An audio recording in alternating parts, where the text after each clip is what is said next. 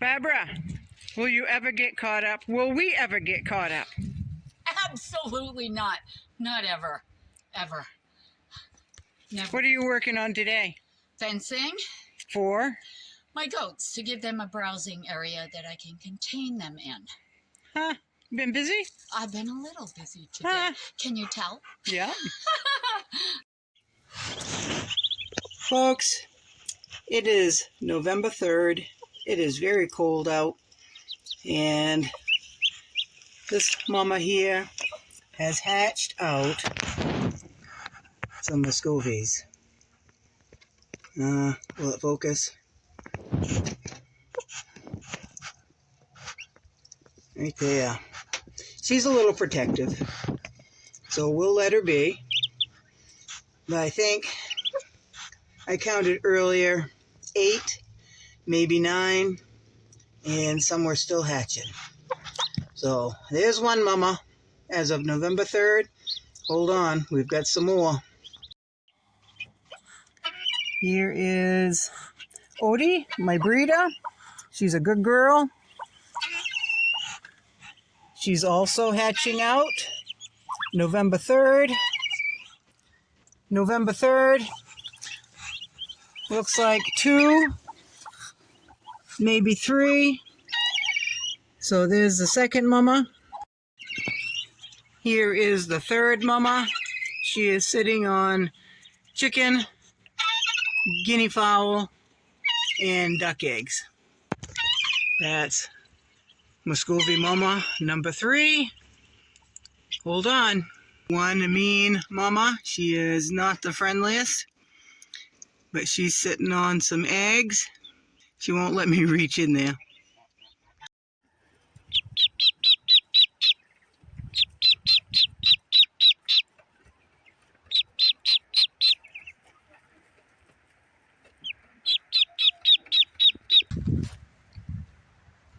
Okay, folks.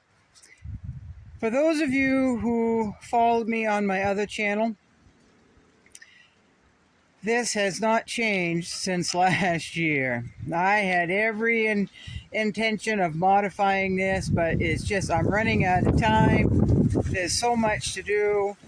The wind is blowing. I'm sorry about that. But this is how I keep my birds' water from freezing in the winter.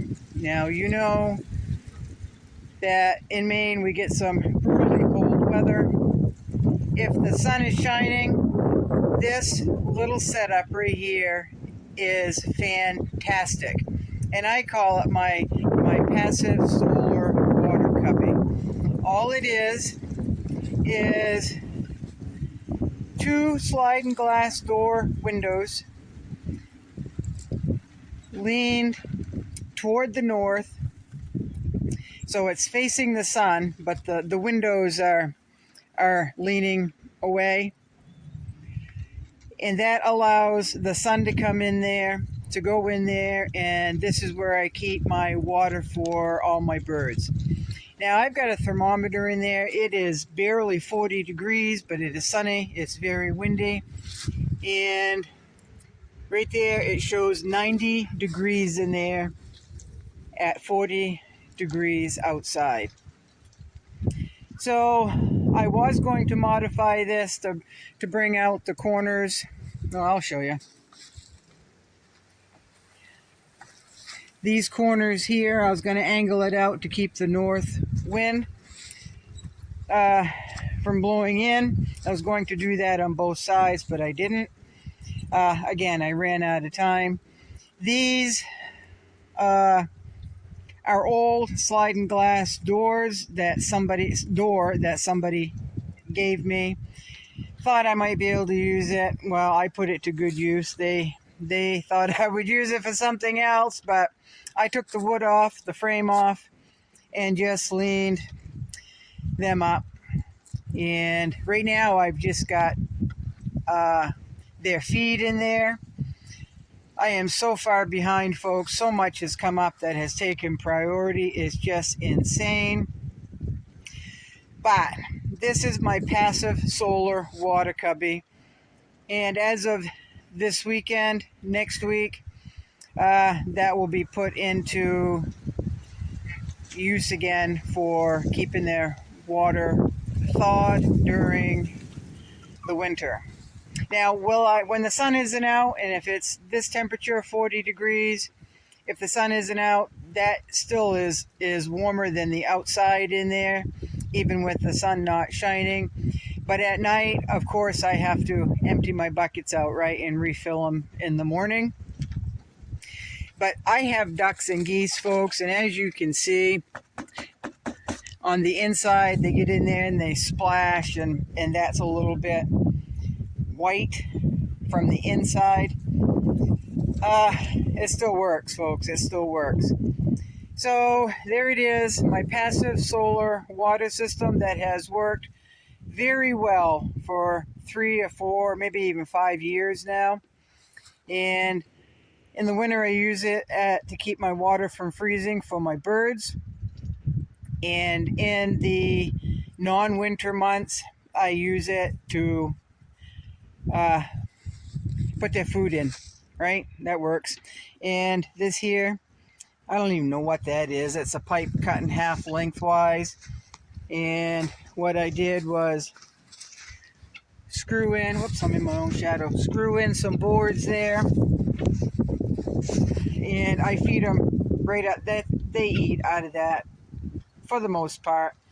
The food that's in there, they eat out of that too. But I've got a lot of birds, folks. So if they want to eat alone, or 4 or 5 of them, they can get right in the passive solar cubby and eat there. And a whole line of them here could sit there and eat, or stand there and eat, right? Now, if we have a real good rainy season, which we did this last summer, right? Spring and summer, I will just put the water dish, the food dishes in that cubby there, and this will fill up with water. And it holds water, folks, even though, there's quite a gap. I didn't seal around that wood, but wood swells when it gets wet, and that just forms a tight seal. So there's another water trough, if you will. So this is a very simple idea for those of you who live in cold climates and really don't like changing out or breaking the ice out of your buckets several times a day.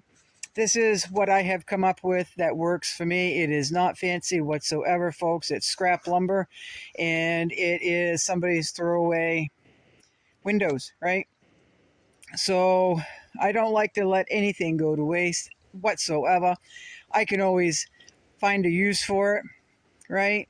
Think outside the box, and there it is. That just works. I do not know what kind of an angle this is on, folks. I do not know the angle whatsoever. And as you can see, the chickens got in there. Look, folks. Chickens got in there, and chickens will be chickens, but they eat it up, right? So that's all it is. Simple. South side facing. Very, very simple structure. Very little went into that. And again, I put a thermometer in there to gauge how it works at what temperature, right? So 90 degrees when it's barely 40 outside. That's not bad. That works, folks. I also want to mention that the back of the passive solar water cubby, there is a door. That right there is just a cut open grain bag. And this was thrown together very quickly, folks. But all I've got here is a latch, and I can put the water buckets right in from the back, right? So this here is the thermometer. It's showing 70 to 3 degrees currently. Yeah, right around there anyway. But that is in the shade. Again, if there's no sun on the passive solar cubby, then it doesn't work as well. But you can get up to you can get down to, boy, I'd have to watch my other video.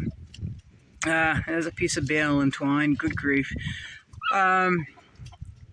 Even if it's down to, I think it was 8 degrees, it was still like 40 something in here, right? So it takes a long time. I think the water froze over at -8. It skimmed over, but the birds, you know, kept breaking the thin skim of ice and kept it open, right? So -8, still not freezing. That's all right. That's all right. But if I remember right, this door here was from an old brooder pen that I no longer used. So I just took the brooder door and just put it on here. And of course, over here, where am I? Over here is the north facing side. I knew I needed to block that. And grain bag, folks, grain bag. That same grain bag has been there since the water cubby's been here. Works pretty good. It's not attached to the bottom because it's a little long. I could trim that off. I'm just not going to bother, folks. If the wind gets swirly, then I have a couple of pieces of lumber that I just lean up and keep it from blowing, getting the cold air in there, right? So simple, so simple, folks. It's just some screws, some scrap lumber, a hook and eye latch, and some cheap old, I think I got those hinges at the Dollar Tree, folks, and it only takes 2 hinges. So you can make this very, very simple, very cheap, probably with everything that you've got lying around. Here is another one. Here is a little cubby. I used to have a 55-gallon water barrel. On top of that, that is flipped on its side. I do have to replace the plastic because, you know, chickens. So on the sides, the back is sealed, and I just put plastic on the left side and the right side, but that's got to be replaced. But here again, here's another window that was given to me, and I just leaned it up in front of that because that's where they go in. And I got a chicken that's still filling in after the molt, but that's their little sand and dirt cubby. It does stay dry, even though I need to replace the plastic. Let me see if I can't lean it up. No, I can't. I got it in there. But see, I don't know, maybe you can't see. Kind of stretching my arm in there. But they go in there and they get the sun, the warmth, and they just, you know, make dirt beds, right? So it works. You don't have to be fancy, folks. If you want to get on Pinterest, there's a lot of good ideas on there, but a lot of things on Pinterest are magazine quality. Pretty. I don't care about that, folks. It's got to be functional. It's got to work. It's got to be inexpensive, and it's got to use up some of the things that I have lying around that either were given to me or I have collected. And the roof, again, is just a piece of roofing metal for the top. And in the summer, this is at an angle. In the summer, I'll just put a couple of buckets down there that catches rainwater for the birds. It's just simple. You make do with what you've got, right? Thanks for watching. Bye-bye.